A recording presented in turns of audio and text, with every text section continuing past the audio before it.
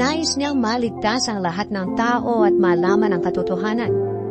Mapalad ang bumabasa at ang mga nakikinig sa sulat na ito, kung tinutupad nila ang nakasulat dito, sapagkat ang mga sinasabi rito ay malapit na mangyari. Sumainyo nawa ang biyaya at kapayapaang galing sa Diyos Ama at sa ating Panginoong Hesukristo. Ipinapahayag namin sa inyo ang nakita at narinig namin upang maging kaisa namin kayo sa Ama at sa Kanyang anak na si Hesukristo. Ang ikalawang sulat ni Pablo kay Timoteo. Unang kabanata. Mula kay Pablo na apostol ni Kristo Jesus, ayon sa kalooban ng Diyos. Sinugo ako ng Diyos para ipahayag ang tungkol sa buhay na ipinangako niyang makakamtan nating mga na kay Kristo Jesus. Timoteo, minamahal kong anak, sumaiyo nawa ang biyaya, awa at kapayapaang galing sa Diyos Ama at kay Kristo Jesus na ating Panginoon. Pasasalamat sa Diyos at paalala kay Timoteo. Nagpapasalamat ako sa Diyos na pinaglilingkuran ko ng may malinis na konsensya, tulad ng ginawa ng mga ninuno ko. Nagpapasalamat ako sa Kanya sa tuwing inaalala kita sa panalangin araw at gabi. Kapag naaalala ko ang pag-iyak mo noong umalis ako, kaya nasasabik ako makita ka para maging lubos ang kagalakan ko. Hindi ko makakalimutan ang tapat mong pananampalataya, tulad ng nasa iyong Lola Luisa at ng iyong inang si Eunice, at natitiyak kong nasa iyo rin ngayon. Dahil dito pinahalalahanan kita na lalo ka pang maging masigasig sa paggamit ng kakayahang ipinagkaloob sa iyo ng Diyos, na tinanggap mo ng patungan kita ng kamay. Sapagkat hindi tayo binigyan ng Diyos ng espiritu ng kaduwagan, kundi espiritu ng kapangyarihan, pag-ibig, at disiplina sa sarili. Kaya huwag kang mahihiyang magpatutuo tungkol sa ating Panginoon, o tungkol sa akin na bilanggo dahil sa Kanya. Sa halip sa tulong ng Diyos makibahagi ka sa mga paghihirap dahil sa magandang balita. Iniligtas at tinawag tayo ng Diyos para maging Kanya. Hindi dahil sa ating mga gawa, kundi ayon sa layunin at biyaya na ibinigay sa atin ni Kristo Jesus, bago pa nagsimula ang mundo. Ngunit nahayag lang ito nang dumating si Kristo Jesus na ating tagapagligtas. Kinanggalan niya ng kapangyarihan ng kamatayan, at ipinahayag sa atin ang buhay na walang hanggan, sa pamamagitan ng magandang balita. Pinili ako ng Diyos na maging apostol at guro para ipahayag ang magandang balitang ito. Ito ang dahilan kaya ako dumaranas ng mga paghihirap. Ngunit hindi ko ito ikinakahiya. Dahil kilala ko kung sino ang sinasampalatayanan ko. At natitiyak kong maiingatan niya hanggang sa huling araw ang ipinagkatiwala ko sa Kanya. Ituro mo ang tamang aral na natutunan mo sa akin nang may pananampalataya at pag-ibig. Dahil ito ang karapat-dapat gawin ng mga na kay Kristo Jesus. Sa tulong ng banal na Espiritu na nasa ating, ingatan mo ang tamang aral na ipinagkatiwala ko sa iyo. Alam mo, tinalikuran ako ng halos lahat ng mga kapatid sa probinsya ng Asya, pati na sina Figelos at Hermogenes. Kaawaan sana ng Diyos si Onesiphorus at ang pamilya niya, dahil lagi niya akong tinutulungan, at hindi niya ako ikinahiya, kahit na ako'y isang bilanggo. Sa katunayan, nang dumating siya sa Roma, sinikap niya akong hanapin hanggang sa matagpuan niya ako. At alam na alam mo kung paano niya ako tinulungan noong nasa Efeso ako. Kaawaan sana siya ng Panginoon sa araw ng paghuhukom. Ikalawang kabanata. Ang mabuting sundalo ni Kristo Jesus. Kaya ikaw, Timoteo, bilang anak ko sa pananampalataya, magpakatatag ka sa tulong ni Kristo Jesus. Ituro mo rin sa mga mapagkakatiwalaang tao na makakapagturo rin sa iba ang mga aral na narinig mo sa akin sa harapan ng maraming saksi.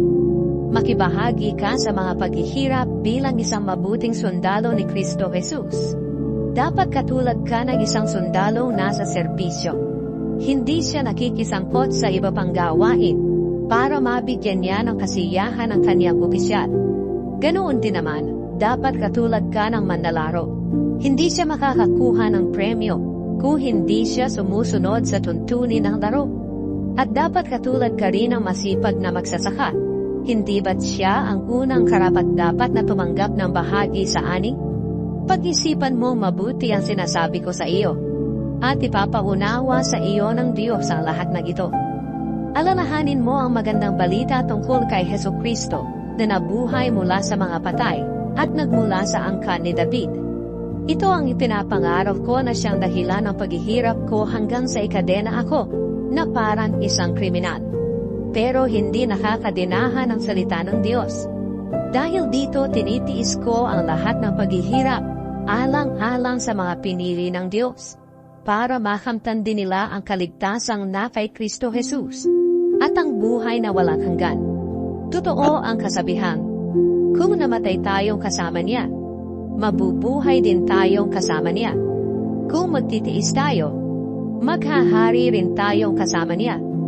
Kung itatakwil natin siya, itatakwil din niya tayo. Kung hindi man tayo tapat, mananatili siyang tapat, dahil hindi niya maikakaila ang kanyang sarili. Ang karapat-dapat na alagad ng Diyos.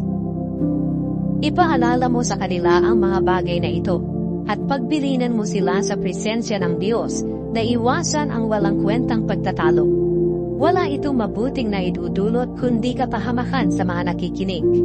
Pagsikapan mo maging karapat-dapat sa Diyos bilang isang manggagawa na walang dapat ikahiya at tapat na nagtuturo ng katotohanan. Iwasan mo ang makamundo at walang kwentang usap-usapan dahil lalo lang napapalayo sa Diyos ang mga gumagawa nito. Ang mga aral nila'y parang kanser na kumakalat sa katawan. Kabilang na si Himeneus at Philetus sa mga taong ito.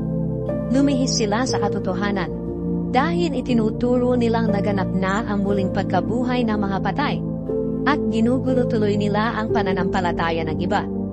Ganoon pa man nananatiling matibay ang saligang itinatag ng Diyos at may nakasulat na alam ng Panginoon kung sino ang sa Kanya. At dapat lumayo sa kasamaan ang bawat taong nagsasabi na siya'y sa Panginoon. Sa isang malaking bahay, may mga kasangkapang yari sa ginto at pilak at mayroon ding yari sa kahoy at putik. Ginagamit sa mahahalagang okasyon ang mga kasangkapang yari sa ginto at pilak, at ang mga kasangkapang yari naman sa kahoy at putik ay sa pang-araw-araw na gamit.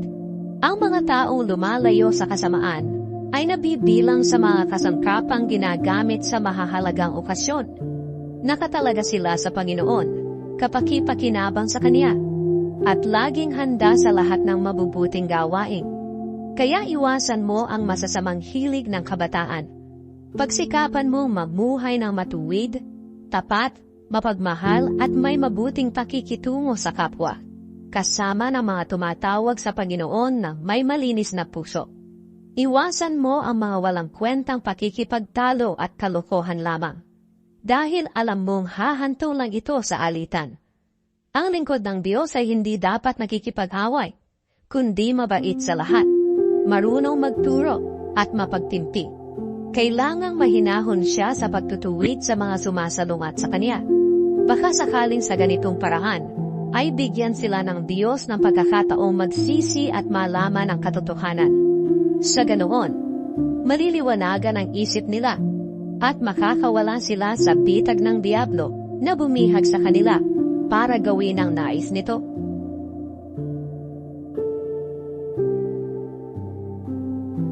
Ikatlong kabanata. Ang mga huling araw. Tandaan mo ito, magiging mahirap ang mga huling araw, dahil magiging makasarili ang mga tao, sakim sa salapi, mayabang, mapagmataas, mapag-insulto, masuwayin sa magulang, walang utang na loob, at hindi makadiyos. Ayaw nila makipagkasundo sa kaaway nila, malupit, walang awa, mapanira sa kapwa, walang pagpipigil sa sarili, at galit sa anumang mabuti. Hindi lang iyan, mga taksil sila, mapusok, mapagmataas, mahilig sa kalayawan sa halip na maibigin sa Diyos. Ipinapakita nilang makadiyos sila. Pero hindi naman nakikita ang kapangyarihan nito sa buhay nila. Iwasan mo ang mga taong ganito. May ilan sa kanilang gumagawa ng paraan para makapasok sa mga tahanan at manloko ng mga babaeng mahihina ang loob. Nalulung na sa kasalanan at alipin ang sari-saring pagnanasa. Nais laging matuto ng mga babaeng ito. Pero hindi nila mauunawaan ang katotohanan kailanman. Ang pagkontra sa katotohanan ng mga lalaking nangangaraw sa kanila ay gaya ng pagkontra ni Jannes at Jambres kay Moises. Hindi matino ang pag-iisip nila. At ang sinasabi nilang pananampalataya ay walang kabuluhan. Pero hindi rin magpapatuloy ang ginagawa nila. Dahil mahahalata ng lahat ang kahangalan nila. Gaya ng nangyari kina Jannes at Jambres. Mga biling. Ngunit ikaw, Timoteo, alam mo lahat ang itinuturo mo. Ang aking pamumuhay, layunin, pananampalataya, pagtitiyaga, pag-ibig, at pagtitiis. Alam mo rin ang mga dinanas kong pag-uusig at paghihirap katulad ng nangyari sa akin sa Antioch, Iconium at Lystra. Ngunit iniligtas ako ng Panginoon sa lahat ng mga iyon. Ang totoo, lahat ng nagnanais mamuhay na matuwid bilang tagasunod ni Kristo Jesus ay daranas ng pag-uusig. Ang masasama at mandirin ng namay, lalo pang sasama at patuloy na manlilinlang. Maging sila mismo'y malilinlang. Ngunit ikaw, magpatuloy ka sa mga bagay na natutunan mo at pinanaligan. Dahil alam mo kung kanino mo ito natutunan. Mula pa sa pagkabata, alam mo na ang banal na kasulatan na nakapagbibigay sa iyo ng karunungan tungo sa kaligtasan sa pamamagitan ng pananampalataya kay Kristo Jesus. Lahat ng kasulatan ay isinulat sa pamamagitan ng kapangyarihan ng Diyos at mapapakinabangan sa pagtuturo ng katotohanan, pagsasaway, pagtutuwid, at sa pagsasanay sa matuwid na pamumuhay para maging handa sa lahat ng mabubuting gawa ang naglilingkod sa Diyos. Ika-4 na kabanata. Inaatasan kita sa presensya ng Diyos at ni Kristo Jesus, na siyang hahatol sa mga buhay at mga patay, at muling babalik at maghahari. Maging handa ka sa pangangaral ng salita ng Diyos sa anumang panahon. Ilantad mo ang mga maling aral.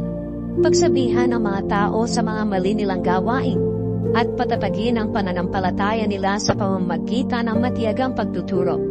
Sapagat darating ang panahon na ayaw nang makinig ng mga tao sa tamang aral.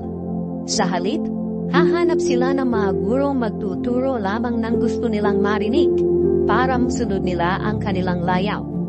Hindi na nila pakikinggan ang katotohanan at babaling sila sa mga aral na gawa-gawa lang ng tao. Ngunit ikaw, maging mapagpigil ka sa lahat ng oras. Magtiis ka sa mga paghihirap. Gawin mo ang tungkulin mo bilang tagapangaral ng magandang balita, at tuparin mo ang mga tungkulin mo bilang lingkod ng Diyos. Ang buhay ko ay iaalay na, dahil dumating na ang panahon ng pagpanaw ko. Puspusan akong nakipaglaban sa paligsahan. Natapos ko ang dapat kong takbuhin. Nanatili akong tapat sa pananampalataya. At ngayon, may inilaan ang Diyos sa akin na korona ng katuwiran. Ibibigay ito sa akin ng makatarungang Panginoon sa araw ng paghuhukom niya. At hindi lang ako ang bibigyan, kundi maging ang lahat ng nananabik sa pagbabalik niya. Mga personal na bilin. Pagsikapan mo makapunta rito sa akin sa lalong madaling panahon. Dahil iniwanan ako ni Demas at nagpunta siya sa Thessalonica. Iniwanan niya ako dahil mas mahal niya ang mga bagay sa mundong ito. Si Crescens naman ay nagpunta sa Galacia, at si Tito sa Dalmacia. Si Lucas lang ang kasama ko, kaya isama mo na rin si Marcos sa pagpunta mo rito dahil malaki ang maitutulong niya sa mga gawain ko. Si Tychicus na may pinapunta ko sa Efeso. Pagpunta mo rito ay dalhin mo ang balabal ko na iniwan ko kay Carpus sa Troas. Dalhin mo rin ang mga aklat ko, lalo na iyong mga gawa sa balat ng hayop. Napakasama ng ginawa sa akin ng panday na si Alexander. Ang Panginoon na ang bahala magparusa sa kanya ayon sa kanyang ginawa. Mag-ingat ka rin sa kanya. Dahil sinasalungat niya ng husto ang mga ipinangangaral natin. Walang sumama sa akin sa unang paglilitis sa akin. Iniwan ako ng lahat. Patawarin sana sila ng Diyos. Ngunit hindi ako pinabayaan ng Panginoon. Binigyan niya ako ng lakas para maipahayag ng husto ang magandang balita sa mga hindi Hudyo. Iniligtas niya ako sa tiyak na kamatayan. Iniligtas ako ng Panginoon sa lahat ng kasamaan at dadalhin niya akong ligtas sa kanyang kaharian sa langit. Purihin ang Diyos magpakailanman. Amen. Mga pangangamusta. Ikumusta mo ako kina Priscilla at Aquila at sa pamilya ni Onesiphorus. Si Erastus ay nanatili sa Corinto at si Trophimus na may iniwan ko sa Miletus dahil may sakit siya. Sikapin mo makarating dito bago magtaglamig. Kinukumusta ka ni na Eubulus, Pudens, Linus, Claudia, at ng lahat ng mga kapatid dito. Sumainyo nawa ang Panginoon at ang pagpapala niya